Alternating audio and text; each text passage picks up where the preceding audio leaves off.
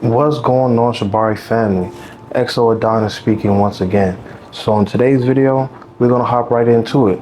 This is the Alpine Loop Harness. Now this is something that may look a little difficult and a little tricky, but as long as you have, I would say, about 2 to 3 harnesses under your belt, there's no reason why you can't complete this. In order to do this harness, you'll need a consenting adult or mannequin like I have here today.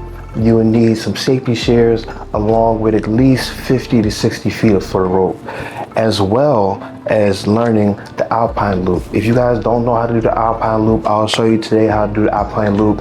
I'm definitely here with you guys on your journey. So without any further ado, let's begin. Okay, rope family, so if you follow my instructions on how to make the Alpine Loop, this is what we're working with.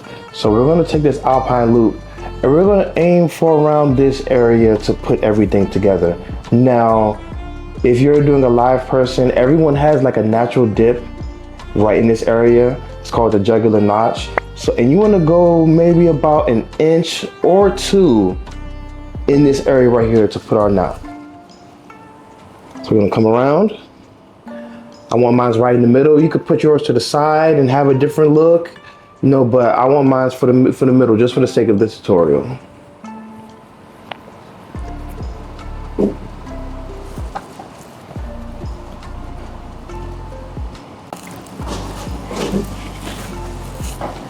And at this point, we just want to take the lead and put it right through the bite.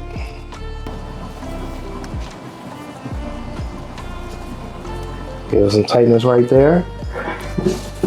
When we turn it around, this is what we're looking at. This is exactly where I want it to be. Make sure the loops are facing down. Once we have our position in place, we're going to reverse the tension.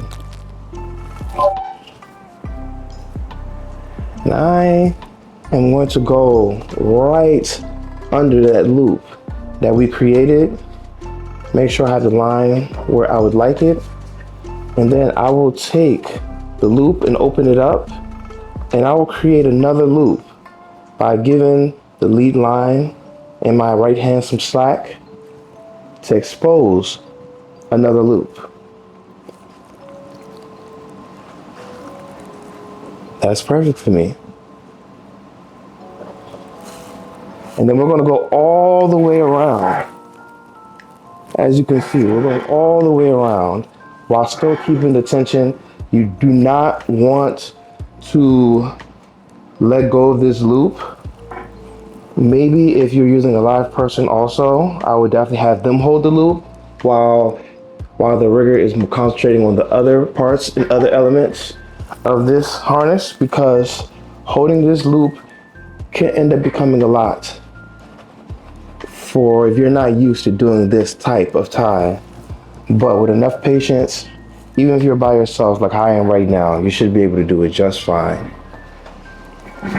So from there, I'm going to create another loop. There we go. And we're going to go all the way around the hips. And we're going to do the exact same thing again, keeping the tension on the current loop that we have in our hands. And we're going to create another loop, like so. So once we get to this point, I want this to be my final loop. I'm going to go on the back right here, like so. First, we're going to go ahead and take it under, just to get the direction changing downwards.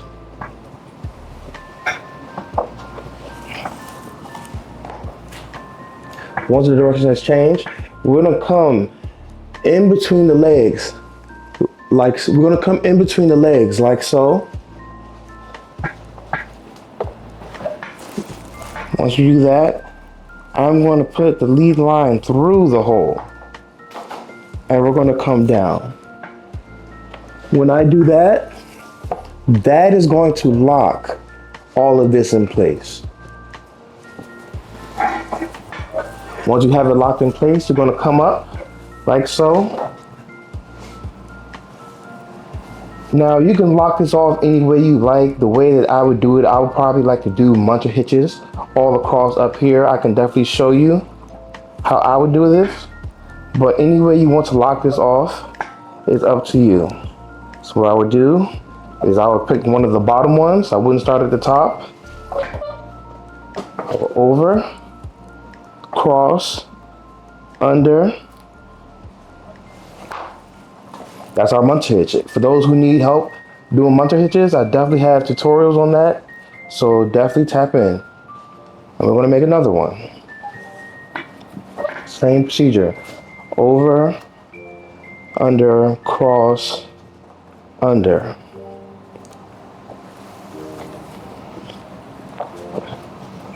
Final one.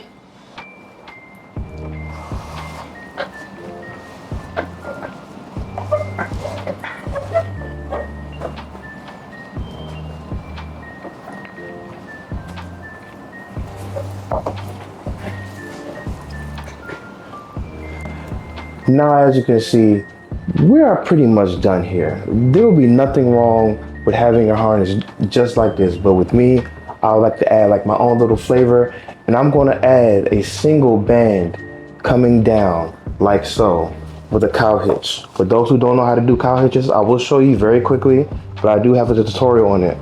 We're going to make our line. We're going to go under towards the right.